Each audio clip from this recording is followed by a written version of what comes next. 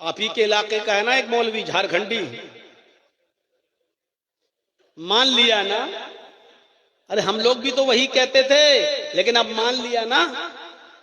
क्या कहता है वो? हमसे पूछते हैं हलवा कौन किताब में है। अरे हलवा किताब में नहीं होता, हलवा कढ़ाई में होता है।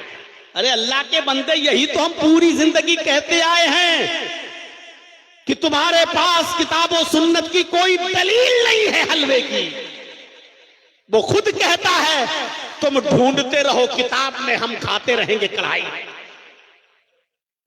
वो कोई मौलवी तो है नहीं, अरबी मदरसे का एक क्लास भी नहीं पढ़ा हुआ है। वो तो कपिल शर्मा समझ लो,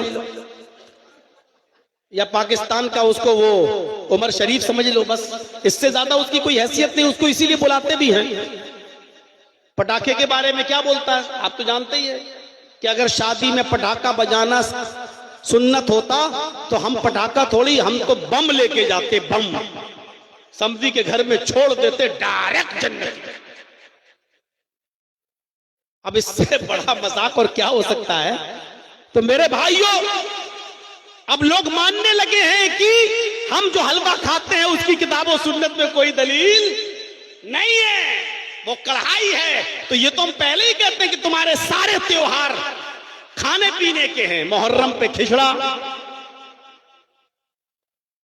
रबीउल अव्वल में बिरयानी, 11वीं में बड़े पीर साहब के नाम पर बिरयानी की डेग,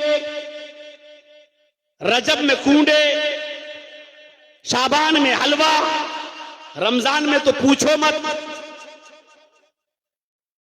जिंदगी भर सब खाओ, और जब तक जिंदा रहो पीर बन के मुरीद से खाओ, और जब मुरीद के यहां कोई मर जाए तो मरने वाले के नाम पे भी खाओ।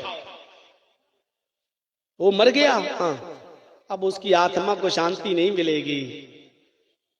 तीजा कर, 10वां कर, 20वां कर, 40वां कर, और बेगैरत 40वां भी खाने के बाद कहता बरसी